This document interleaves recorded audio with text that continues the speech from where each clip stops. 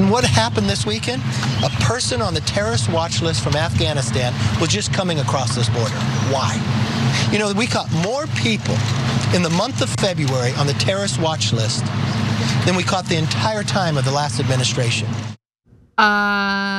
I don't think that's the insult to the Biden administration he thinks it is. Now, Republican House Speaker Kevin McCarthy very likely didn't realize it at the time, but saying that the Biden administration has caught more terrorists at the southern border than the Trump administration had isn't the own he thinks it is. Now, of course, the main objective for McCarthy was to trash the Biden administration after Title 42 came to an end.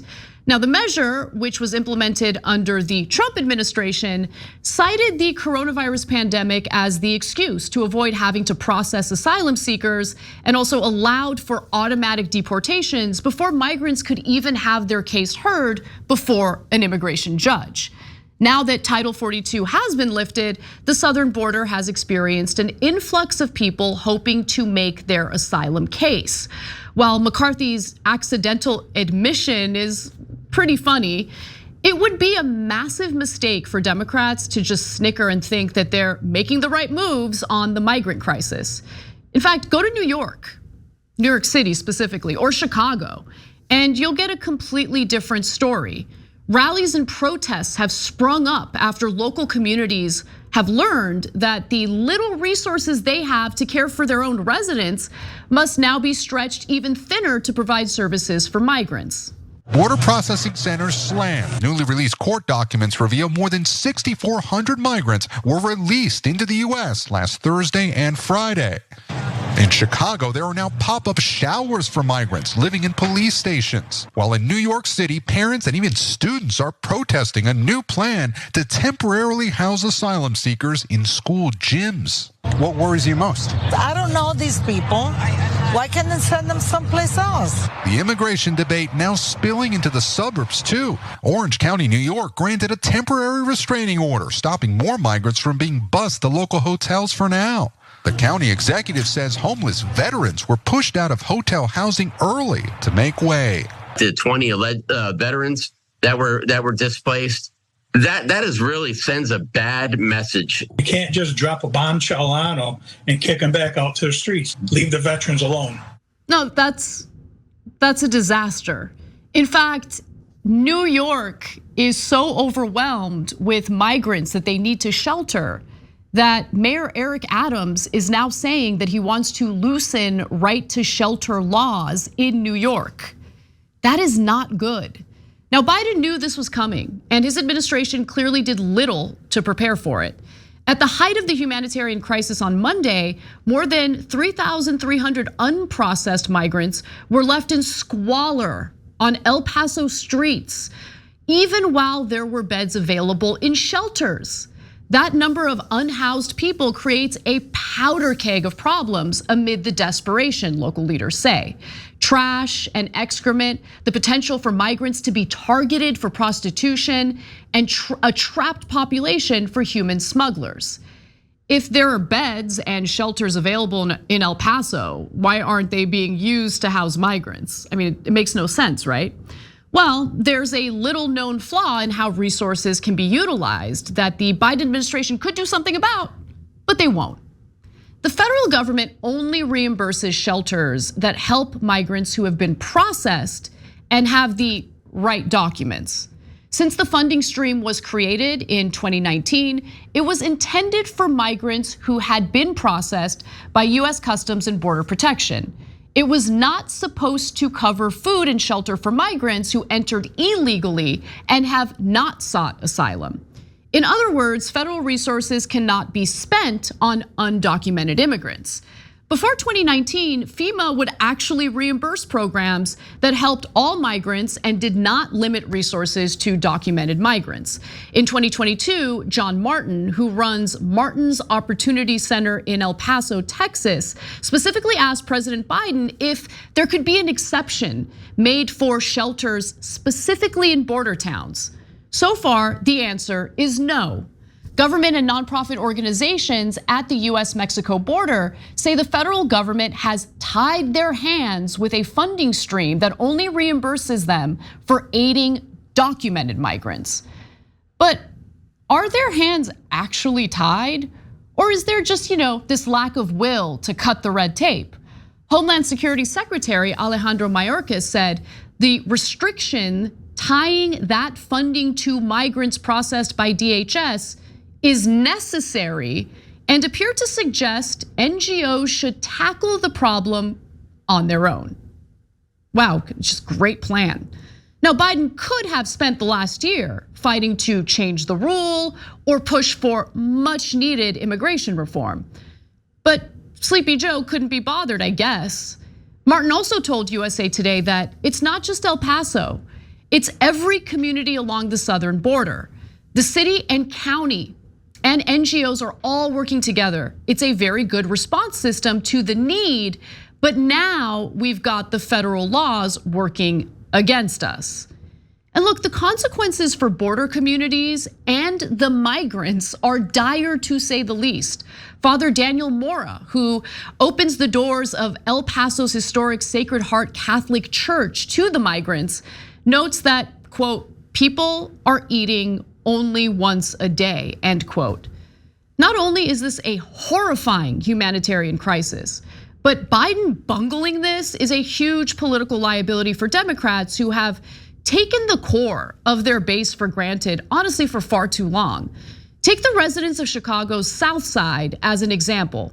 They recently found out that a high school that's been abandoned in their neighborhood would be used to house hundreds of migrants. South Shore community advocate Natasha Dunn argues that her community is already struggling with poverty, crime, and a lack of resources. They have intentionally created barriers to impede participation in a decision-making process around the public school buildings we pay taxes to maintain, and that they unjustly close and ignoring the community's plea to keep them open. Communication regarding meetings that have been held have been lackluster. What kind of Jim Crow stuff is this? All black stakeholders that have concerns should have been afforded the adequate space and notice and decision which ultimately impacts the value of our land, safety, and peace. We have been redlined, Jim Crow, pushed out enough.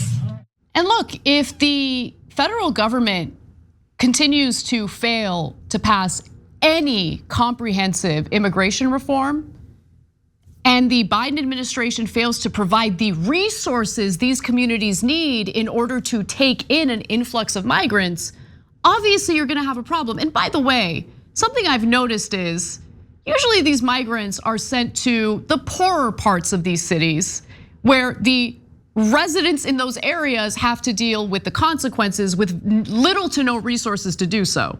They're not sending migrants to the wealthier parts of Chicago or the wealthier parts of Manhattan.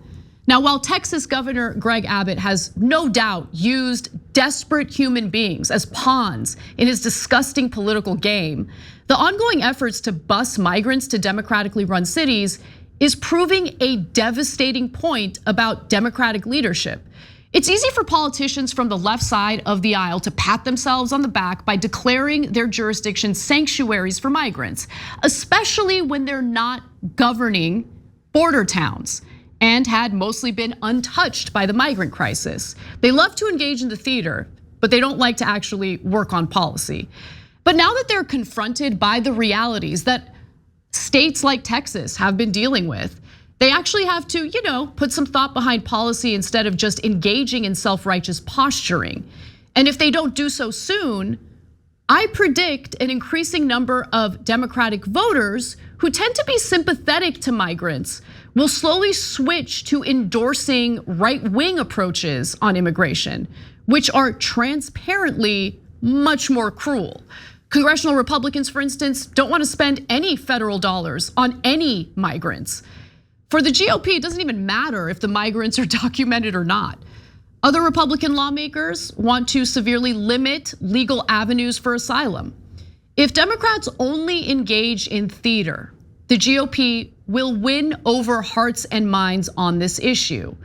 The scary thing is that we don't have a strong, savvy, or even competent Democratic Party working to prevent that. So one thing that's very noticeable is if you watch, let's say MSNBC, they pretend as though everyone's happy with how the Biden administration is handling this, that everyone in these democratically run cities is welcoming migrants with open arms. They're super happy about what's going on. That is not the case. I can totally understand the frustrations that these communities are feeling. They are not bad people for protesting. They need resources, they need assistance with this, they need help. And so far they've got nothing. Because again, we're dealing with a federal government that engages in theater endlessly, postures and does all sorts of rhetorical garbage in order to pander to voters. But when push comes to shove, are they actually accomplishing what needs to be accomplished to deal with issues that we're facing in this country, including this migrant crisis? The answer is no. And if Biden thinks he's going to win against a Republican candidate, very likely Donald Trump, on this issue, he would be mistaken. It's time for them to get serious about doing something about this, about actually fighting back against the Republican Party when on one hand they say they want to do something about immigration reform, but on the other hand they try to obstruct any efforts. So call them out, work harder, fight them on this. But we haven't seen any of that, and local communities are suffering as a result. Thanks for watching The Young Turks, really appreciate it. Another way to show support is through YouTube memberships. You'll get to interact with us more. There's live chat emojis, badges. You've got emojis of me, Anna, John, JR. So those are super fun. But you also get playback of our exclusive member-only shows and specials right after they air. So all of that, all you gotta do is click that join button right underneath the video. Thank you.